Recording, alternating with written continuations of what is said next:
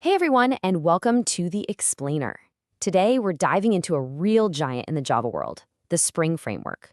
We're going to look at how it helps developers tackle what is maybe the biggest challenge in software, complexity. And that really is the big question, isn't it?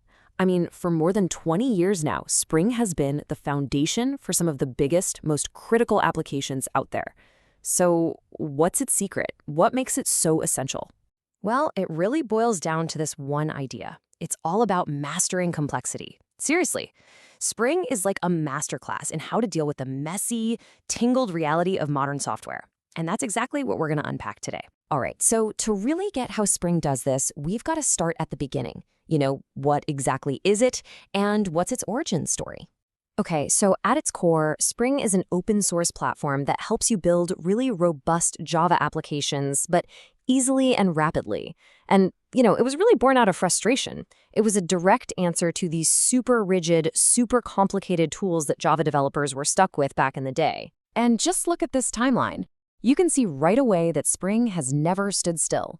From way back in 2004 with version 1.0 all the way up to today's versions that require Java 17 or higher, it's constantly adapted. It's always stayed on that cutting edge. So this isn't some dusty old relic. It's a living, breathing project that's still pushing forward. Okay, so now let's pull back the curtain and look at the real magic.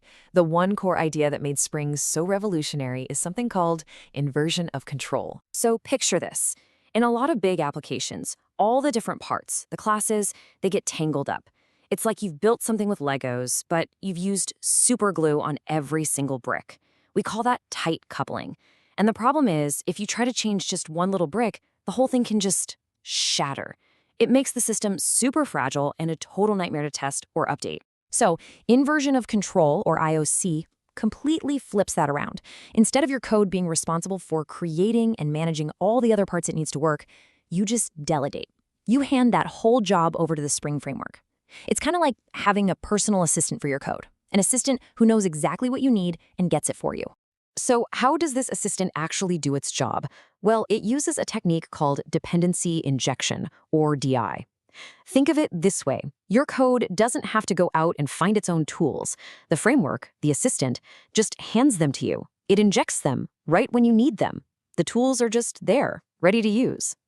And honestly, this quote from Tutorial's point just nails it. Dependency injection helps in gluing these classes together and at the same time keeping them independent. That's the secret sauce right there. It lets all the pieces of your application work together without being permanently stuck to each other. They're connected, but they're still independent. And that is the absolute key to building software that you can actually manage and test. Okay, so we've got this amazing core idea of IOC and dependency injection. But how does that actually turn into, useful tools? Well, it all comes down to Spring's really clever modular design. See, the whole framework is built up in these layers. Right at the bottom, you have the foundation, the core container. That's the engine room, providing all that IOC and DI stuff we just covered. And then, sitting on top of that, you can plug and play with all these other specialized modules. They're like different toolkits for different jobs. So you've got things like the data access layer, which takes the headache out of talking to databases. Then there's the web layer, which gives you a fantastic framework for building websites and APIs. And this one is so important, a dedicated test module. Because as we said, that whole dependency injection thing makes testing your code in little pieces so much easier. But wait, Spring has another really cool trick up its sleeve. It's called aspect-oriented programming, or AOP. Now, think about things like logging or security or transaction management. You need that stuff all over your application, right? But you don't want it cluttering up your actual business code. Well, AOP lets you pull those things out, define them separately, and then tell Spring, hey, apply this security rule to all of these methods. It's like having a consultant who can apply a new policy across the whole company without having to go and rewrite every single person's job description. It's super powerful. All right, now, as amazing as the Spring Framework was, let's be honest, setting it up could be a bit of a chore. You had to do a lot of configuration, sometimes in these big XML files, and the community thought, you know what, there has to be a better way. And that's when Spring Boot arrived on the scene. Now, this isn't a replacement for Spring, not at all. It's more like an evolution. It's a very opinionated version of Spring that basically says, I'll make some smart guesses for you so you can get started with way less work. So the key here is this huge shift in philosophy. The original Spring was like, you need to tell me exactly how you want everything configured. Spring Boot, on the other hand, is like, hey, I see you added a web library. I'm going to assume you want to build a web app, so I'll set up a server and all the usual stuff for you. If I'm wrong, just tell me, but let's start with that. It's a total game changer. And this approach leads to some amazing features. You can build a completely self-contained application with the web server built right in that you can literally just run from the command line. No complex deployments. And these things called starter dependencies, they're brilliant.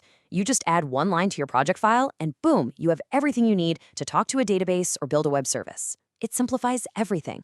So, after all this time, after all these incredible evolutions, why does Spring still matter so much? Why is it still right at the center of the entire Java universe? Well, it really comes back to those foundational benefits. It's built around using simple Java objects. We call them POJOs. Your core logic doesn't have to be tangled up with the framework itself, which is huge for flexibility. It's modular, so you're not forced to carry around baggage you don't need. And, as we've seen, because of dependency injection, testing your code becomes so much more straightforward. It's just good design through and through. Which kind of leaves us with this final thought to chew on. Spring's whole reason for being is to tame complexity. And as the software we build gets more and more complicated, maybe the hardest part isn't just writing the code anymore. Maybe the real challenge is managing it. And that right there is the exact problem that Spring was built to solve.